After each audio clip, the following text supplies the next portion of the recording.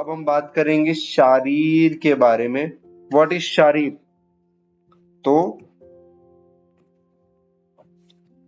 यहाँ पर उसका श्लोक है, ये आपको मस्ट है, ये आपको लर्न करना है। तो श्लोक क्या कहता है? शरीरम अधिकृत्य कृतम तंत्रम शारीरम। तो इसका क्या अर्थ हुआ इस श्लोक का? आइए इस श्लोक के अर्थ को हम जानते हैं। तो शरीर को आधारभूत रखकर जो शास्त्र या फिर तंत्र तैयार किया गया है उसे शारीर कहते हैं। मतलब शरीर को आधारभूत रखकर जो शास्त्र या तंत्र तैयार किया गया है उसे शारीर ऐसा कहते हैं। बिल्कुल।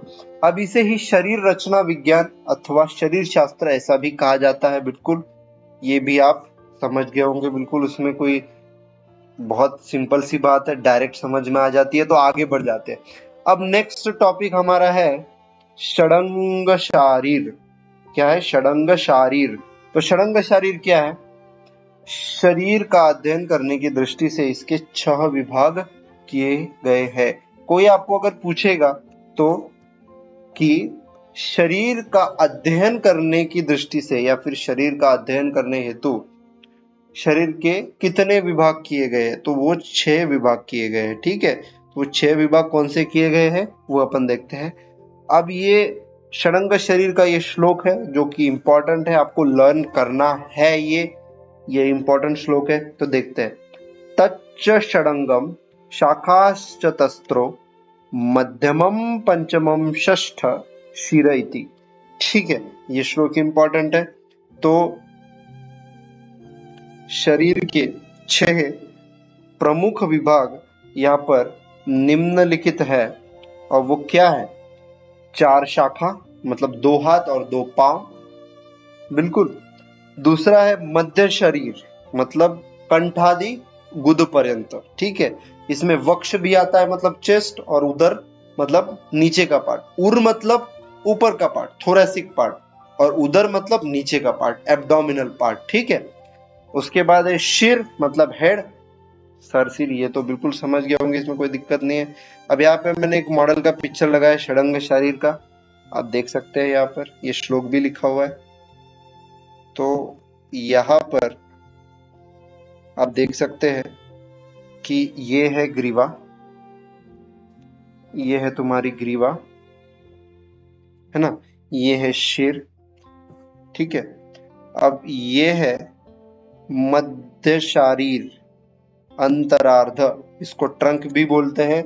ये जो भी आप देख रहे हैं, 1 मिनट, आप नहीं देख पा रहे होंगे, हाँ आप देख पा रहे, ये जो है ये मध्य शरीर है, इसको ही अंतरार्ध या फिर ट्रंक भी कहते हैं। तो अब हम बात करेंगे शाखा के बारे में।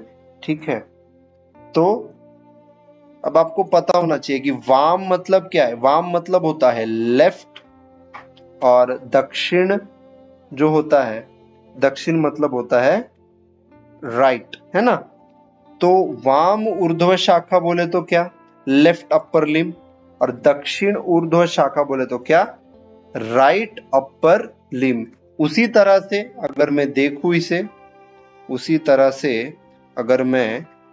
इसे, तो दक्षिण अध शाखा मतलब क्या है?